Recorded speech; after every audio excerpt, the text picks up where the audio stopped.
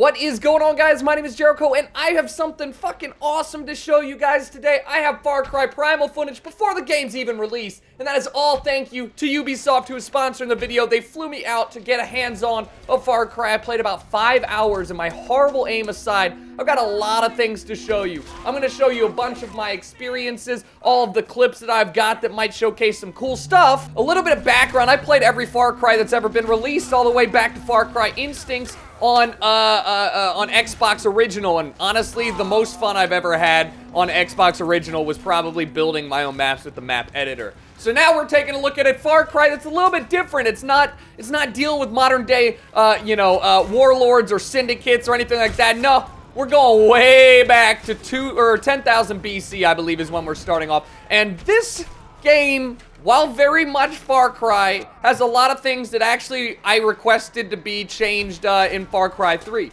Far Cry 3 is a game that I played on PC. It's one of the games that you enjoy to kind of explore almost as much as you enjoy going through and playing the missions, because of the terrain, because of the setting and environment. They always do a really great job of really making you feel like you're, kind of in this world that they've built. That aside, the graphics are usually pretty stunning, and this is actually be recording on a PlayStation 4. So I'm excited for PC as well. I do mainly play on PC, so excuse my really janky aiming. Now, what's the biggest change? First and foremost, this is kind of like me taking an outpost. You know, they have outposts in every single Far Cry, and it follows the same kind of Far Cry-esque story, where you start off and you have the ability to go out and explore. You have a main storyline, which in this one, you gotta meet up with all of your other, your Wenja, your teammate, your crew. Basically, one of 3 surviving, quote-unquote, human, I guess, groups.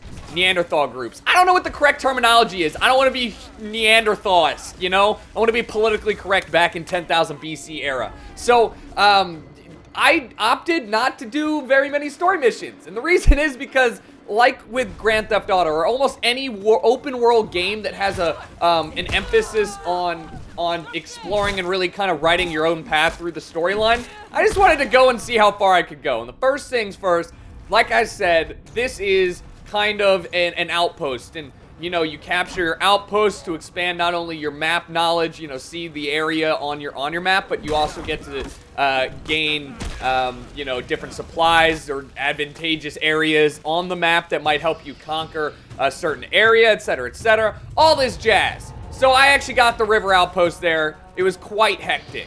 Now, what is the whole goal of this game? Obviously, it is to increase the Wenja population, as you saw there, kind of your clan, like I said, your group, and try and kind of expand your knowledge of the world that you're living in. Now, there are some major things that have been changed. One of which is the fact that you still get eaten by crocodiles. It's just a prehistoric one this time. It's not prehistoric. It's what is it called? What is this era called? I'm so bad. It's just not prehistoric. I don't know, I got shocked from that. The amount of hostile enemies and, I guess you could say wildlife that you run into in this game is absurd, okay? It's not absurd to the point that I'm like, this is too much. It's absurd to the point that it's what I wanted in all the other Far Cries. I would specifically go and hunt for bear, or for, to get eaten by a crocodile, or, to fight some sort of animal in Far Cry 3 or the previous ones, and it would take a while. This game is literally teeming with animals and enemies. Hostiles are everywhere, and it makes for a really entertaining gameplay outside of missions. If I'm just running to explore, you best believe you better have all your supplies necessary. You gotta go out and forage a little bit to make sure you've got some items. How am I gonna run into a crocodile, a wolf, and a lion like that? I'm here looking for fire because I don't have any, and, cats are afraid of fire. Guess what? It's hard to shoot a lion as it charges at you. So, spoiler alert, I don't win this battle. This battle ends pretty quickly. It was a little rough. So, here's actually me exploring one of the other biomes. The map is giant. I think I do have a picture of the map for you. Here it is. That was not enough time. The map is huge, and hopefully I'll be able to pull up a map for you right here. It is phenomenal, and all I was able to explore in 5 hours was really the very edge of the frozen tundra, as well as the area that you kind of start out in. And, the fact that there's a lot to see and do outside of missions is always huge for me. The enemies, they did a good job. I was initially worried that because of your... Here, I'm just hanging out trying to show you. If you shoot an enemy in the face and he's got a face mask with an arrow, it doesn't kill him. You know, that's kind of how it should be, right? I was a little worried with the lack of different items that, you know, the old... I need to figure out the name of this era. The old people of the world would use, right? Bow and arrow, clubs, etc. I was worried that that wouldn't offer up enough variation in gameplay, and I'm in trouble here, as you guys can see. I'm playing on medium, or no, I'm playing on normal difficulty, and it's clearly not helping me do anything. And I'm really struggling. This game doesn't really pander to those who haven't at least laid hands on controllers in a while, and I'm unfortunately one of them. But I was worried that the amount of combat system that you'd be able to do and the things that they'd be able to allow you to do in this world would be a little bit limited just because of the fact that you don't have the technology that we had way back in the, or that we had in Far Cry 3 and the more modern ones. But they've done a good job. You have your standard skill progression tree, and I'm actually, you know, each character that you can recruit, some of the main ones, like the first person that you meet, don't really want to give it away, as well as there's a shaman that, I don't know if it's called shaman, basically, that lets you tame beasts, which is lit AF, bro. No, actually really cool. It's actually very important to tame beasts in this game, because they help you out. Imagine having a friggin' lion as your side, a saber-toothed tiger. I didn't get far enough to get one. I got a basic bitch owl. But basically, these characters also can add to your skill tree and give you different perks, as well as different info for the terrain that you're in, etc., etc. So they've done a good job of mixing it up. It's not just you, it's the community that you build that will help you progress through the game. And again, all things aside, it is a Far Cry game at its core. If you're a fan of the open world exploration, the kind of loose direction that it gives you, saying like, hey, go check out this dude. By the way, these animals, so ungrateful, man. I just freed you, and what are you gonna do? You're gonna come at me? What, you think that's a cool thing? You think that's okay? Because it's not, it's just rude.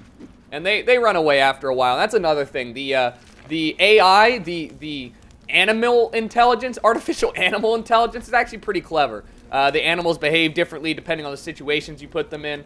I mean, all things aside, I wish that I was able to explore more deep into the storyline. Obviously, you can't do that. Like, that's not something you should be allowed to do in, you know, before the game's even released. But I wanted to see what it would be like to have a saber-toothed tiger as my bro. I wanted to see what it would be like to do something other than this. This is me using my owl to scout out the terrain around the area. You know, you have various events that pop up. Maybe you'll need to rescue some hostages from cannibals. Maybe you'll need to go save a village from an attack or a raid. Like, they've done a good job in giving you things to do outside of your standard gathering. So even when you go and you try and gather items, just maybe you're gonna take an outpost like I'm about to take this one, you need to recon, you need to make sure you have items really set up for that. So it's never a boring time. It's never like, go run over here. Great, now go run back. You know, there's always something to do. So, that said, hopefully I'll be able to get you guys a standard JERICHO parody. I actually wanted to upload that today, but unfortunately, your boy had a lot of things going on and was unable to do so. So thank you guys for watching. My name is JERICHO. If you guys enjoyed, please, by all means, let me know with a like and a comment. If you want to check out more Far Cry, you are more than welcome to do so. Click the link in the description below. The annotation will take you to Funky Town, where you can also watch more videos. And big shouts out to Ubisoft for sponsoring this video. I'm always happy to play games that I'm actually interested in, so much love to them as well. Talk to you guys later. Peace!